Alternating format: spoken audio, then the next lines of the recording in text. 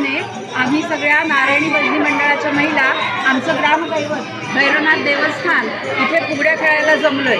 चला तर मग माझ्या मैत्रिणी कशा फुगड्या खेळतायत बघूया आपण। चल ग बाई खेळूया।